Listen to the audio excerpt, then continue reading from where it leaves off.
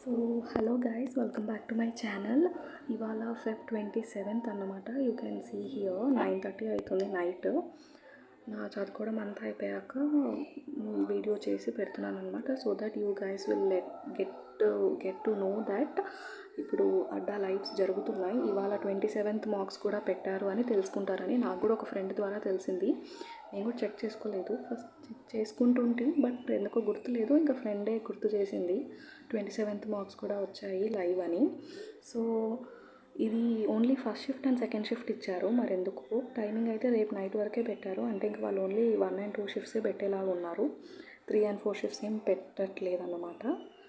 So నాకు second shift ఉందన్నమాట. March 1st రోజు సెకండ్ షిఫ్ట్ 10:30 టైంది. So my first preference second shift రాయడానికి ఇస్తాను. ఎందుకంటే రేపు నాకు టెక్స్ట్ బుక్లో ఉన్న మెమొరీ బేస్డ్ పేపర్స్లలో 16 మెమొరీ బేస్డ్ పేపర్స్ ఉన్నాయి. 2018 నుంచి 2024 వరకు ఉన్నవి అన్నీ అయిపోయాయి. ఇవాళ 2 రాసేసాను. రేపటికి ఒకటే పెట్టుకున్నా. ఇంకా అంతలోపే ఇది అడ్డాది లైవ్ కూడా వచ్చాయని చెప్పారు. సో ఇంకా నాకు 3 మార్క్స్ అవుతాయి. ఇవి 2 అదొకటి 3 మార్క్స్. నేను ఎగ్జామ్ ముందు డే 3 మార్క్స్ రాయలేను. ఎందుకంటే ఎగ్జామ్ రేపనంగా మనకు ఉంటే ఇవాళ ఓన్లీ మనం ఒకటే మార్క్ రాసుకొని మార్నింగ్ టైంలో ఇంకా రిలాక్స్ అయిపోవాలి. మధ్యాహ్నం ఈవినింగ్ నైట్ అంతా ఫ్రెండ్స్ ఫ్యామిలీస్తో టైం స్పెండ్ చేయడం, బయటికి వెళ్ళడం అట్లా చేయాలన్నమాట. అట్లా బర్డెన్ తీసుకోకూడదు, స్ట్రెస్ తీసుకోకూడదు. అట్లా ఫ్రీ మైండ్తో వెళ్ళి రాస్తేనే మంచిగా ఎఫెక్టివ్గా అటెంప్ట్ చేయగలుగుతాం అన్నమాట బాగా.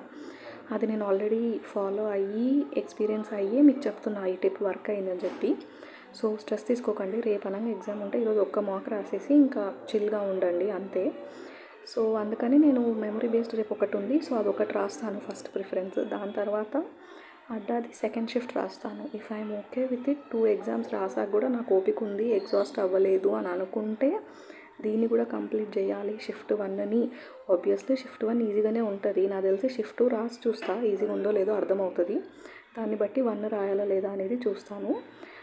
మ్యాక్సిమం అయితే 1 రాయకపోవచ్చు, అంత బర్డెన్ తీసుకోవద్దు అని అనుకుంటున్నా. కామ్గా ఉండాలి కాబట్టి. సో టెక్స్ట్ బుక్లో మిగిలిన ఒక మార్క్, ఈ అడ్డాలో సెకండ్ షిఫ్ట్ అయితే ఈ 2 ఖచ్చితంగా రాసి మీకు స్కోర్స్ కూడా అప్లోడ్ చేస్తాను.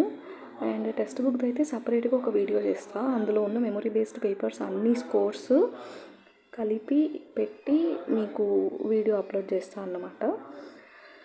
ఇంకా దీని రిజల్ట్, సో షిఫ్ట్ 2 రిజల్ట్ ఇంకా మార్చ్ 1st ఎగ్జామ్కి వెళ్ళే ముందు ఇఫ్ ఐ గెట్ టైం అప్పుడు పోస్ట్ చేస్తా, లేదా ఆ రోజు ఏదో ఒక టైంలో పోస్ట్ చేసేస్తా.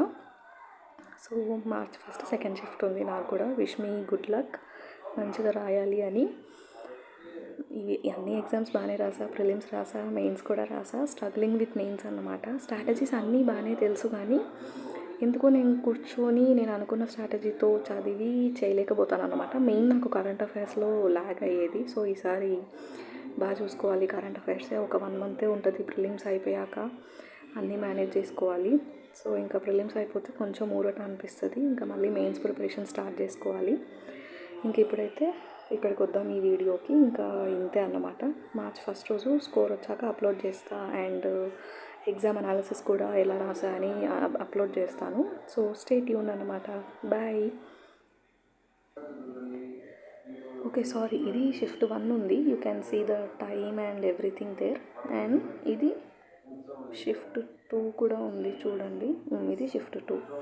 సో 2 కలిపి 28th నైట్ వరకే ఇచ్చి 6 AM 1st March రిజల్ట్ ఇస్తామని చెప్పారు. So 3rd shift and 4th shift better అనుకుంటున్నా మ్యాక్సిమం. బట్ మళ్ళీ రేపటికల్లా మళ్ళీ 3rd shift 4th shift upload చేస్తారో ఇంకా నాకేం తెలియదు. అప్లోడ్ చేసినా ఇంకా నేనేం రాయలేను, ఇంకా అంత బర్డెన్ తీసుకోలేను. అండ్ 28th రోజు కూడా జరిగిన ఫస్ట్ షిఫ్ట్ సెకండ్ షిఫ్ట్ పెట్టకపోయినా ఇంకా నేనైతే రాసేది ఉండదు. ఎందుకంటే రేపు మార్నింగ్ జస్ట్ ఆ 2 మార్క్స్, మ్యాక్సిమం ఆ 2 మార్క్స్ రాసేసి ఇంకా రెస్ట్ తీసుకుంటాను అన్నమాట. ఏం బర్డెన్ తీసుకోను అట్లా అన్నమాట. సో ఆల్ ది బెస్ట్ అందరికీ. బాయ్, రాయండి.